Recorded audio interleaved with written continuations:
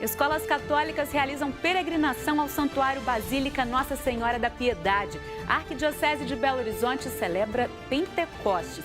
E ainda conheça a moda que se inspira na identidade da capital mineira. Tudo isso agora no Horizonte Notícia.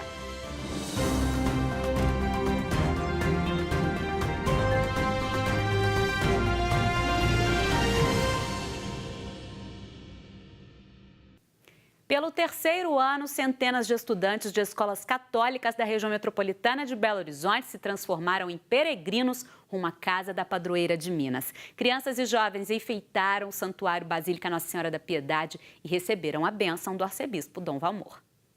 O Santuário Basílica de Nossa Senhora da Piedade amanheceu mais colorido, mais alegre. A terceira peregrinação dos colégios católicos reuniu mais de 10 escolas na Casa da Padroeira de Minas Gerais.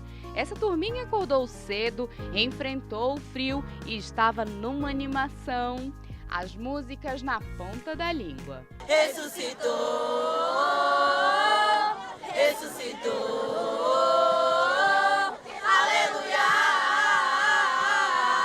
Eric participou da programação pela primeira vez. Eu tô achando muito motivante, para mim é uma coisa muito gratificante, por causa que a primeira vez que eu tô participando, eu tô amando, então tô sem palavras, acho muito gratificante, muito lindo. O encontro deste ano teve como tema Somos Todos Irmãos, caminhando com Maria, Mãe da Paz. O tema da nossa peregrinação, o Santuário Basílica Nossa Senhora da Piedade, está em sintonia com a campanha da Fraternidade deste ano, a referência da paz, no sentido de que todos nós somos convidados a promover a paz. E o sentido de reunirmos aqui, de somarmos força e mostrarmos a nossa possibilidade de transformar a realidade deste mundo marcado por tantos sinais de morte. Na Basílica das Romarias, os estudantes participaram da Santa Missa, presidida pelo arcebispo metropolitano de Belo Horizonte, Dom Valmor Oliveira de Azevedo. Essa peregrinação significa trazer alunos de nossas escolas, com diretores, professores e colaboradores, para afirmarmos nossa identidade católica. A igreja celebrou o Espírito Santo no domingo, dia de Pentecostes. As paróquias da Arquidiocese de Belo Horizonte realizaram vigílias e celebrações. A celebração do envio do Espírito Santo à igreja reuniu milhares de fiéis na missa de Pentecostes por toda a Arquidiocese. Na paróquia São João Evangelista, no bairro Serra, na capital, a celebração foi do bispo auxiliar Dom Giovanni. Assim marcamos o encerramento do tempo da Páscoa, este tempo festivo no qual recordamos a vitória de Jesus sobre a morte. A Páscoa de Jesus, ela incide diretamente sobre a nossa vida. Momento de celebrar a presença de Cristo na igreja, a continuadora da missão de Jesus em todo o mundo. A festa de Pentecostes é justamente o nascimento de uma igreja evangelizadora, uma igreja missionária, movida pela graça do Espírito Santo de Deus, né? E é esse Espírito nos dado por Cristo ressuscitado que dá a todos nós essa criatividade, essa lucidez e, acima de tudo, a força e a coragem para sair em missão. A Basílica de São Pedro ficou lotada na manhã de domingo para a celebração da missa de Pentecostes com o Papa Francisco. Cardeais, bispos e sacerdotes, usando paramentos vermelhos, concelebraram a liturgia com o pontífice. Na homilia, Francisco explicou que a vinda do Espírito Santo no Pentecostes é a força divina que muda o mundo, porque muda o nosso coração, transformando-o de pecador em perdoado. Antes, o Papa recordou à multidão que Pentecostes nos leva com o coração a Jerusalém e pediu que todos invoquem o Espírito Santo pela boa vontade e diálogo para a reconciliação na Terra Santa. Francisco também pediu pelos venezuelanos, dos governantes ao povo, a sabedoria para encontrar o caminho da paz e da unidade. Nas eleições presidenciais, no último fim de semana, Nicolás Maduro foi reeleito. 14 países das Américas não reconheceram o resultado e afirmaram que o pleito foi realizado fora dos padrões internacionais de um processo democrático. A igreja vai ganhar no próximo dia 29 de junho 14 novos cardeais. O Papa Francisco surpreendeu, inclusive, os recém-nomeados com um comunicado após a oração mariana do Regina Coeli. Segundo Francisco, um novo consistório é sinal de universalidade da Igreja, que continua a anunciar o amor misericordioso de Deus a todos os homens da terra. A lista com os nomes dos novos cardeais está no site oficial da Santa Sé, o vaticannews.va, também traduzido para o português. E o Papa Francisco e o Concílio do Vaticano II foram tema de palestra especial na PUC Minas. O estudo foi do professor e teólogo da Universidade de Vila Nova, nos Estados Unidos, Máximo Fagioli. Seminaristas e outros religiosos, estudantes e professores da universidade participaram da palestra do italiano.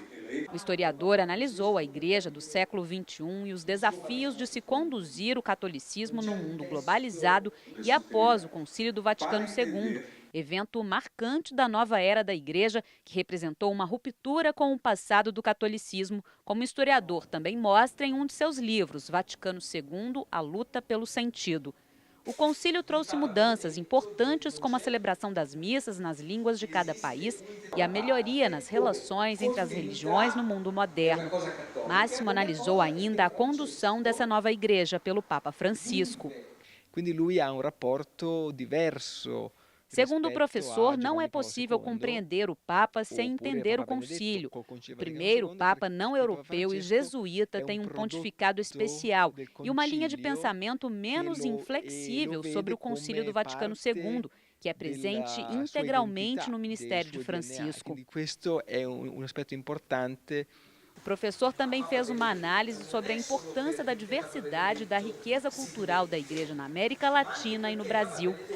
Segundo o historiador, a Igreja latino-americana faz pontes entre o catolicismo na Europa e no restante do mundo. Essas questões todas, a Igreja no Brasil e na América Latina tem uma sensibilidade e o Papa certamente leva isso para a prática a nível internacional.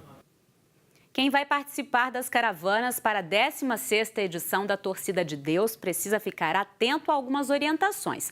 Antes de tudo, atenção ao portão indicado no seu ingresso. A entrada no estádio só vai acontecer por ele. O ingresso deverá estar preenchido com todos os seus dados. Não é permitido entrar com velas.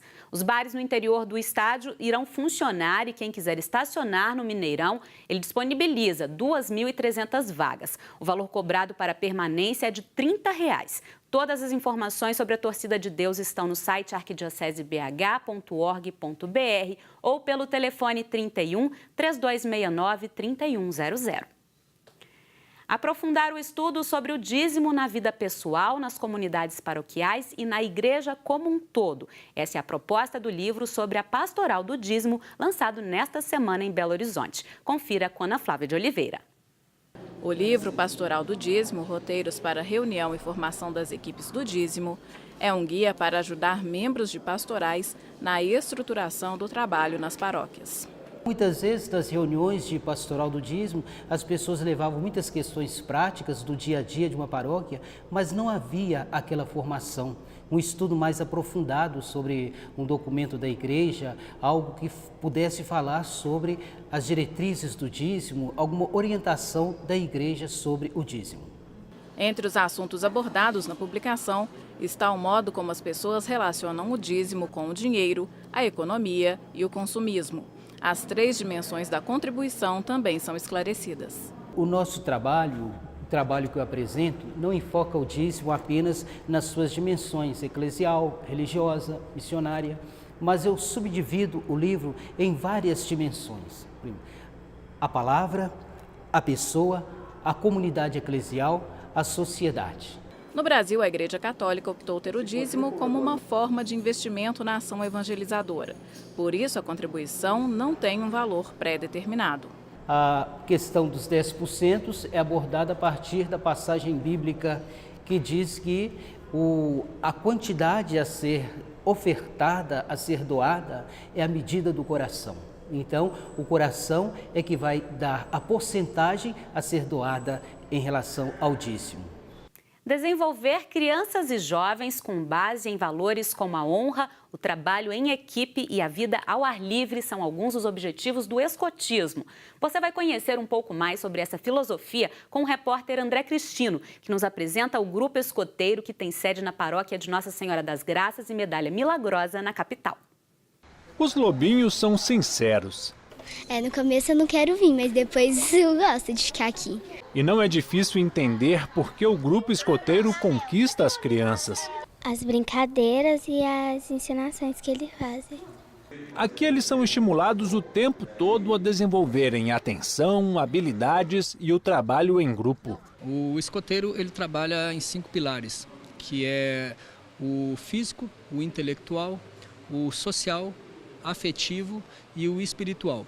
Todos os grupos escoteiros trabalham esses 5 pilares, que é o movimento escoteiro. Em 2014, na paróquia Nossa Senhora das Graças e Medalha Milagrosa, no bairro Concórdia, foi fundado o Grupo Escoteiro Católico 188 São Tiago. De lá para cá, os lemas Sempre Alerta, Melhor Possível, têm contribuído para formar uma sociedade melhor. Desde que eu entrei para o escotismo, eu aprendi a sempre, em toda situação, né, você acaba sendo mais incentivado a ajudar o próximo em toda situação, assim, porque é um dos nossos lemas mesmo, né? E eu acho que, sempre querer fazer o melhor, sempre querer fazer o bem. A gente aprende muito a trabalhar em grupo e a questão de sobrevivência também, a gente faz vários acampamentos, várias atividades. O respeito à bandeira já foi marca da educação. Hoje não é uma prática tão comum, mas o escotismo associado à igreja mantém as tradições e valores de promoção da fraternidade e altruísmo. A mudança da criança, daquela criança que vem, participa dos encontros e já passam a obedecer em casa, interessar-se pelos estudos, né? Buscar a igreja. Então, por aí, nesses pequenos detalhes, nós já percebemos, né, que há aí um apontamento, um direcionamento para que nós contemplemos nessas crianças pessoas melhores. Depois do intervalo, você vai ver como a moda está se tornando cada vez mais uma expressão cultural da cidade. É daqui a pouquinho.